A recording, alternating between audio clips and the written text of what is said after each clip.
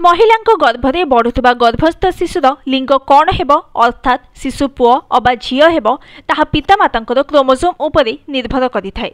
वास्तव में महिलांको शरीर में दुईटी एक्स क्रोमोजोम एवं पुरुष शरीर में गोटे एक्स एवं गोटे वाई क्रोमोजोम थाए। जितेबेले पुरुष एवं स्त्रीर एक्स सहित एक्स क्रोमोजोम मिलित हुए गर्भस्थ शिशु एक झियो होइथाय।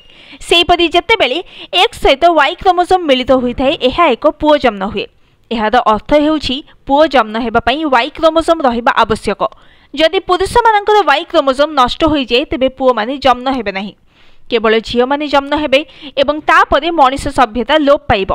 एक नूतन अनुसंधान रे मध्य समान विपद नै आशंका प्रकाश पाइछि, जेउथिरे कुहा जाइछि जे वाई क्रोमोजोम ह्रास पाउछि।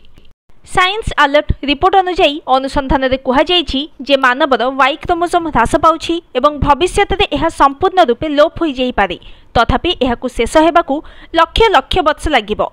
जदि मनुष्य वाई क्रोमोजोम विकल्प भाव में एक नूतन जीन विकसित करने को सक्षम न हुए एवं वाई क्रोमोजोम एभली अवनति जारी रहे तेबे पृथ्वी में मानव जीवन लोप हो जाई पारे। 2022 मसीह proceedings of national academy of science रे प्रकाशित एक अनुसंधान पेपर द्वारा एक नूतन जीन विकसित हेबार आशा बढ़ी। यह वर्णना करे जे स्पाइन मूषा किभली एक नूतन पुरुष निर्णयकारी जीन विकसित करिछि।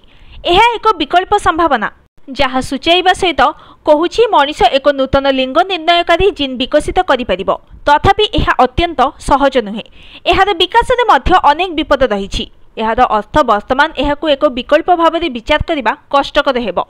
महिला एवं पुरुषंकर गोटे एक्स एवं गोटे वाई क्रोमोजोम थाए। एक्स रे प्राय 900 जीन थिबा बेले वाई रे प्राय 55 जीन एवं अनेक अणकोडिंग डीएनए रहिछि। वाई क्रोमोजोम एक पिच पैक करे कारण एथिरे एक गुरुत्वपूर्ण जीन थाए जहाँ भ्रूण रे पुरुष विकास आरंभ करिथाए। एही मास्टर जीन गर्भधारणर 12 सप्ताह परे अन्य जीन में परिणत होइथाए। यह भ्रूण रे पुरुष हार्मोन उत्पादन करे जहाँ निश्चित करे जे शिशुटी पुओ भाव में विकसित हेबो।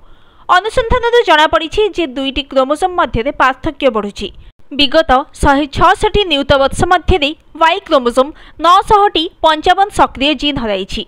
यह सूचित करुछि जे प्रति मिलियन वर्ष में 5टी जीन नष्ट होउछि। एही हार में 55 जीन 11 नियुत वर्ष में नष्ट होइजिबो। वाई क्रोमोजोम ह्रास वैज्ञानिक मानकु चिंता पकाइछि। Bureau report news today.